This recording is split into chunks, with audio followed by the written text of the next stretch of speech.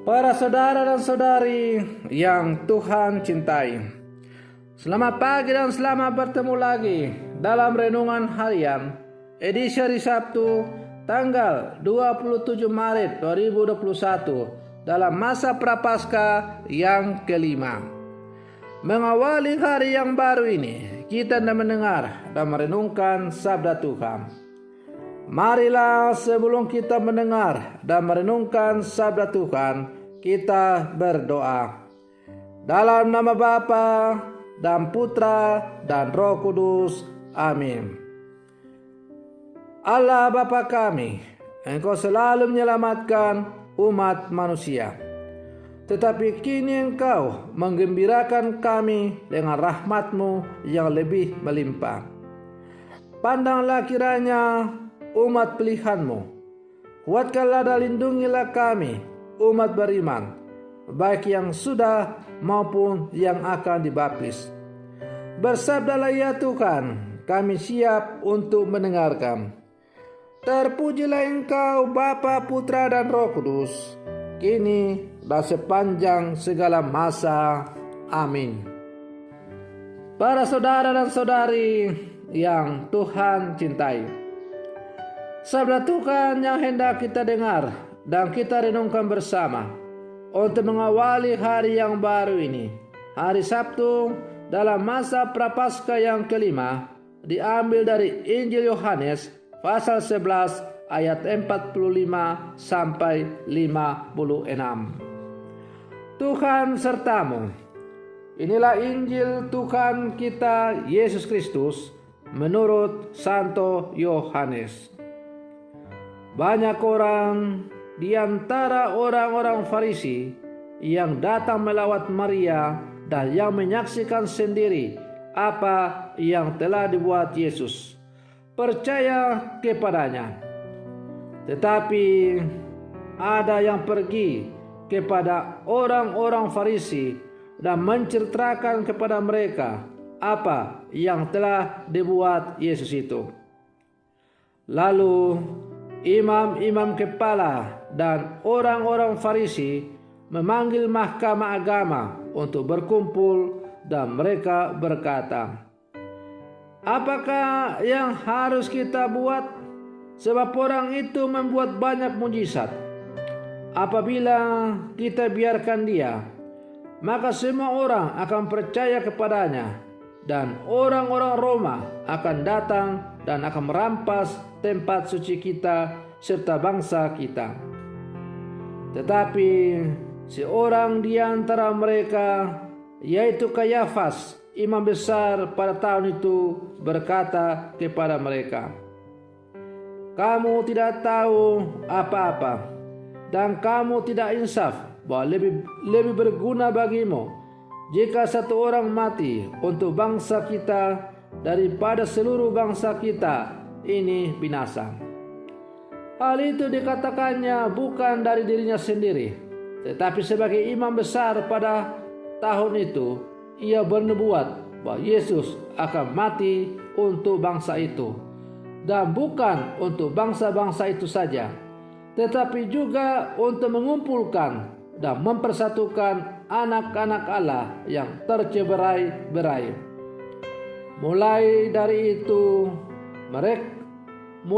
dari hari itu, mereka bersepakat untuk membunuh Yesus.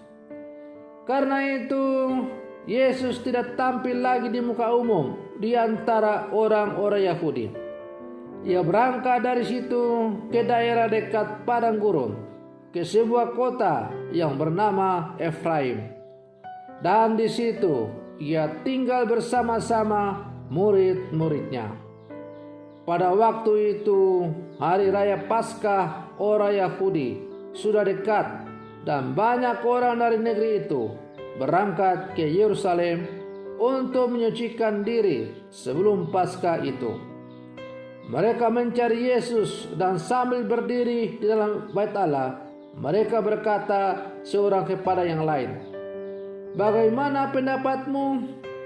Akan datang jugakah ia ke pesta?" Demikianlah Injil Tuhan. Para saudara dan saudari yang Tuhan cintai, untuk sampai pada kebenaran sejati yang menyatukan, seringkali dibutuhkan pengorbanan. Orang yang berani berkorban tanpa pamrih akan menyatukan orang-orang yang sering terpecah belah karena kepentingan dan pamrihnya masing-masing. Orang akan sadar bahwa kepentingan dirinya Allah yang menyebabkan mereka saling menyerang. Pengorbanan tanpa pamrih itulah yang akan meleburkan pamrih-pamrih mereka menjadi satu tujuan, yakni kebaikan bersama. Itulah yang terjadi pada diri orang-orang kudus dan pada diri Tuhan kita Yesus Kristus.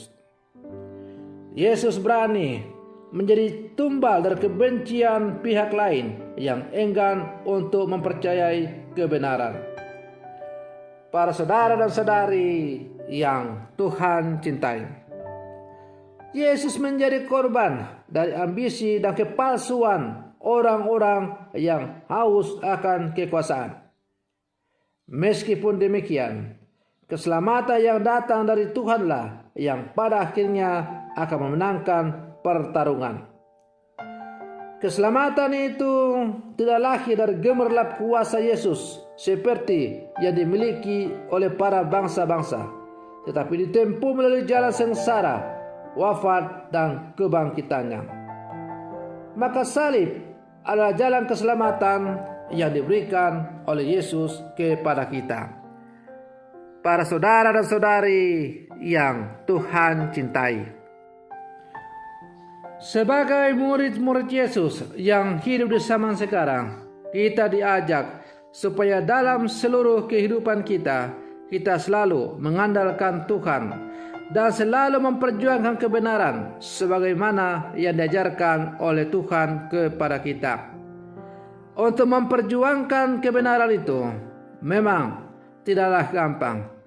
Kita harus berani berkorban, bahkan mungkin berani untuk kehilangan nyawa, sebagaimana telah dibuktikan oleh Yesus sendiri, demi untuk mengungkapkan kebenarannya bahwa Ia datang ke dalam dunia untuk menawarkan rahmat keselamatan kepada manusia.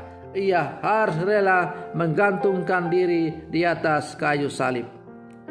Para saudara dan saudari yang Tuhan cintai, kita akan segera memasuki perayaan Pekan Suci yang berpuncak pada perayaan Pesta Kebangkitan Tuhan. Selama 40 hari lamanya kita telah mengadakan retret agung. Dengan permenungan yang kita lakukan selama retret agung ini berlangsung, kita semakin diajak untuk menyadari bahwa sebagai murid-murid Yesus, kita harus semakin berani untuk berjuang, memperjuangkan, menyuarakan, dan melaksanakan kebenaran dalam kehidupan kita. Kalau betul kita mau menjadi murid Yesus yang sejati, maka jangan pernah takut untuk berdiri di barisan paling depan, memperjuangkan yang namanya kebenaran dari Allah itu.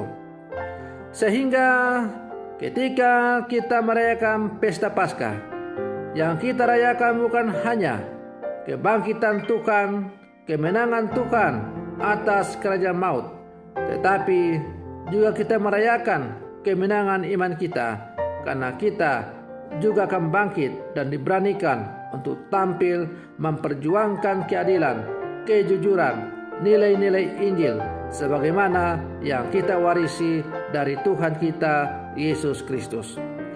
Berdirilah kokoh kuat dalam terang imanmu dan jangan takut. Kita tidak boleh takut kepada dunia yang hanya bisa membinasakan tubuh, tetapi tidak berkuasa untuk melemparkan kita ke dalam api kekal. Tetapi kita harus takut kepada Dia yang berkuasa baik membinasakan tubuh maupun yang berkuasa untuk melemparkan kita ke dalam api penderitaan yang kekal. Dan Dia itu adalah Tuhan kita Yesus Kristus. Takutlah akan Dia, karena hanya Dia yang mampu untuk mengantar kita kepada kehidupan yang kekal. Para saudara dan saudari yang Tuhan cintai, karena kita akan segera memasuki perayaan kita Minggu Palma. Besok tanggal 28 Maret kita sudah memasuki Pekan Suci. Dan selama Pekan Suci ini ada begitu banyak perayaan-perayaan yang harus kita persiapkan dengan baik.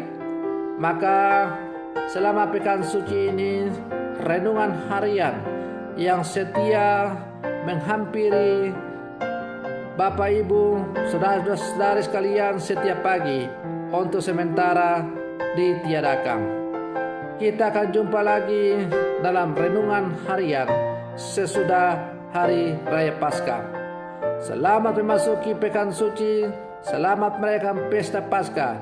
Semoga kita bangkit bersama dengan Tuhan Yesus. Amin.